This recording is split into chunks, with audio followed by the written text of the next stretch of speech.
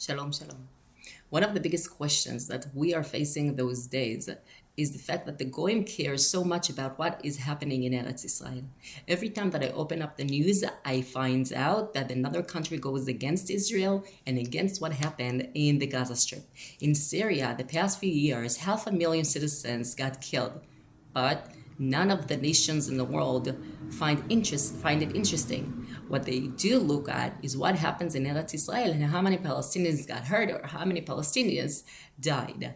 So my question today is, are they interested in Eretz Israel specifically, or are they interested in Am Israel? What are they looking at? And to find that answer, we have to look into our Pרשת והאזינו.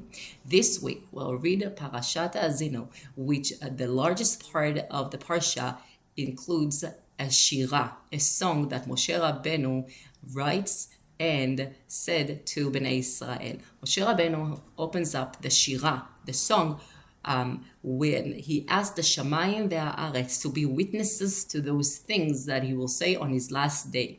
He says, האזינו השמיים ואדברה, ותשמע הארץ אמרי פי.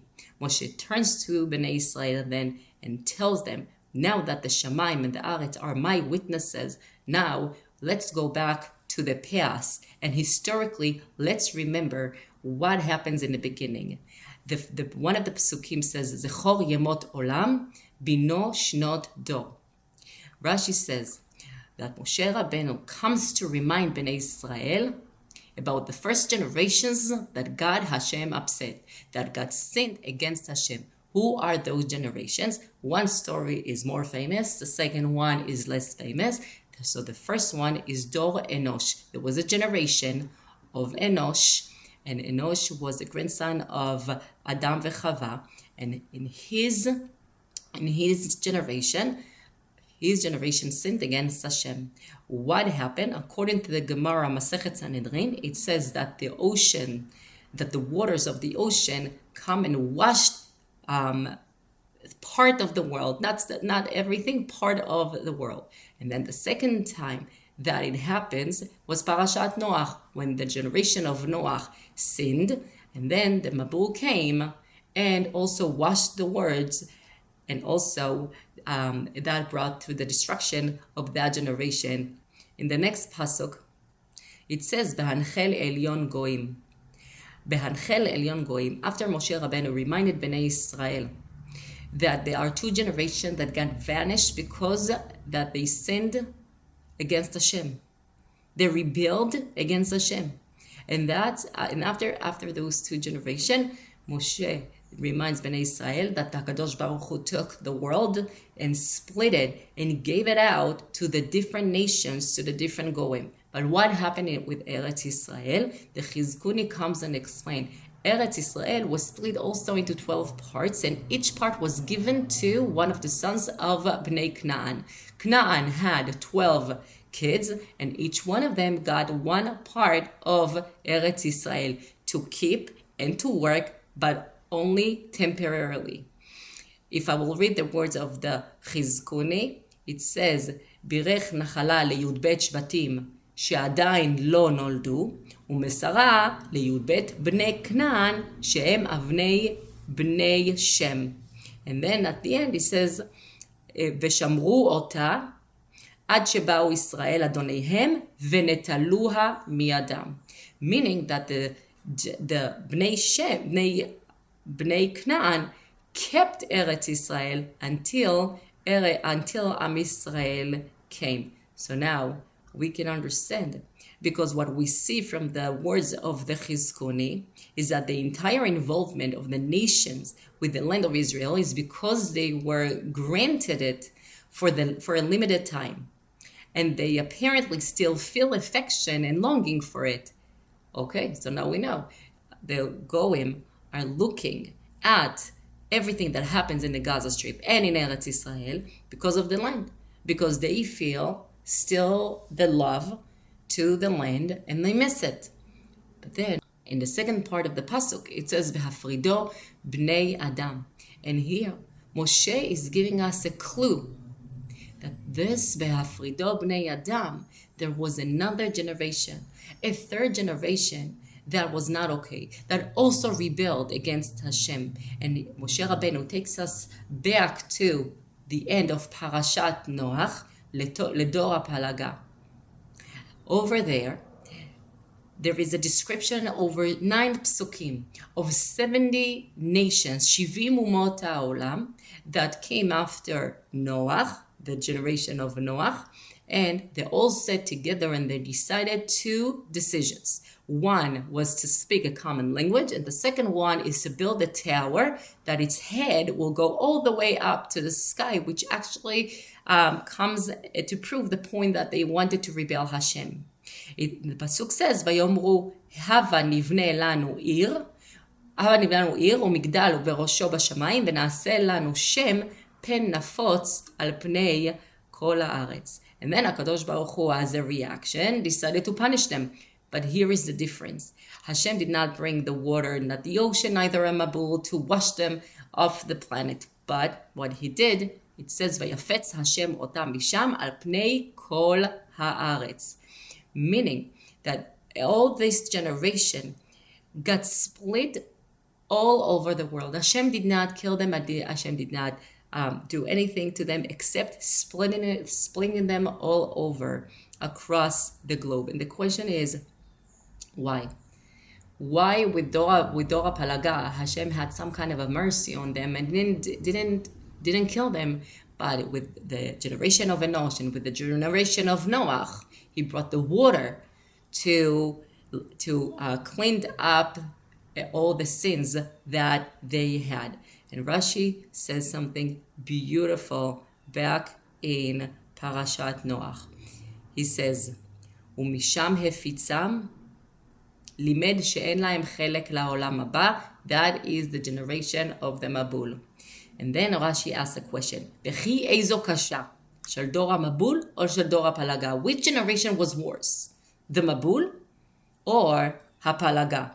And then he answers very to the point, אלא שדור המבול היו גזלנים, והייתה מריבה ביניהם, לכך נובדו. ואלו היו נוהגים אהבה ורעות ביניהם, שנאמר שפה אחת ודברים אחדים.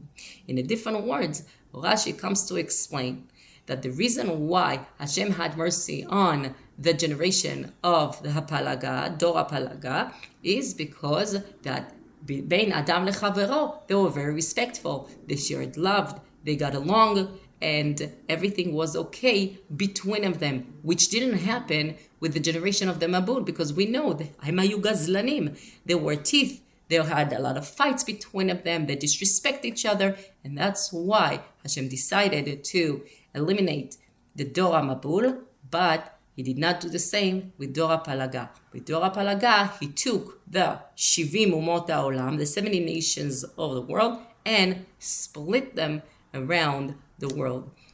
If we understand that, then we can go to the next step and say what Sforno brings up. And Sforno says, if Am Israel is not exist yet, he didn't born yet, and 70 of Umot HaOlam are split around the nation, then Bnei Israel came from those nations. If I will read the words of the Sforno, והציב גבולות עמים בהפלגה ולא איבדם לגמרי, כמו שהיו חייבים, למספר בני ישראל, בשביל בני ישראל, שהיו מתי מספר, והיו עתידים אז לצאת מאותם העמים. Meaning that Am Israel and the Goyim shared the same DNA, or maybe partial DNA, but we are coming from the Goyim according to Sforno. There are actually proof for that. When Yaakov Avinu left Eretz Israel and went to Mitzrayim, it says that they left 70 nefesh. The number 70 repeats itself. Why? Because Rashi comes and explains, because those 70 nefesh, 70 people that left, they are the seed of Am Israel. This is how Am Israel started. The 70 people that started Am Yisrael are 70 הנפש that Yaakov took when he left Eretz Israel and went to Mitzrayim. So, if I will continue this way, and will say that the Goyim have interest in Eretz Israel, and now we can see that they also have an interest in Am Yisrael, it means that we can understand that when Am Yisrael is in Eretz Israel, then all eyes will be on us and will be judged by them. So, what the Torah said about that? What kind of an advice the Torah can give us, and what can we do in those periods? I think the secret is in the nevuah that Bilam in Parashat Balak gave to Am Yisrael. In Parashat Balak, Balak asked Bilam to curse Am Yisrael. HaKadosh Baruch Hu agreed to Bilam to go only if he will say exactly the words that he will put in his mouth. Okay, so the first nevuah was, כי מראש צורים מראינו ומגבעות אשורנו הן עם לבדד ישכון ובגויים לא יתחשב. That nevuah comes and say that when Am Yisrael is winning, nobody else will share the simcha with him.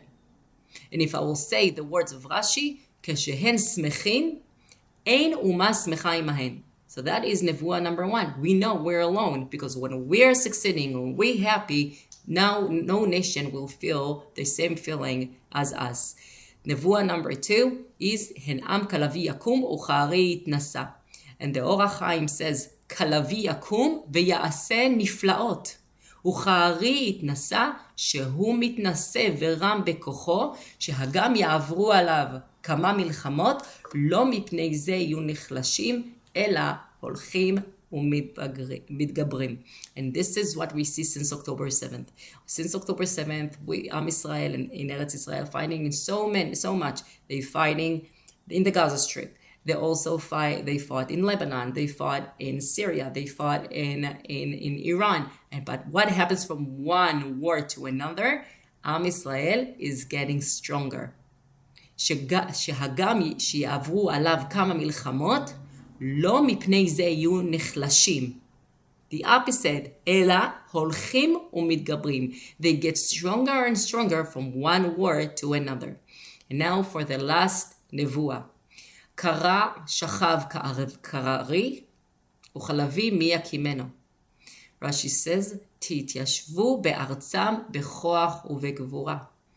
Although all the eyes are on us, and although we have difficulties and we fight in different wars against different nations, Rashi says, you will stick to your land בכוח, in strength, ובגבורה, with bravery. So, after this 3 nevuot, I just need to finish this shiur with a bracha that also comes from the same nevuah, that Bilam gave Am Yisrael. דרך כוכב מיעקב, וקם שבט מישראל, ומחץ פעתי מואב וקרקר, כל בני שת.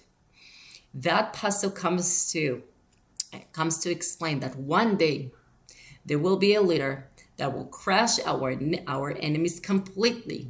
And Rashi explains that this nevuah happened already in the days of David HaMelech. But next, Rashi says, but it will happen again.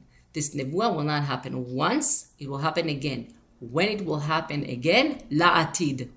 In the future, with Mashiach ben David. Shabbat Shalom.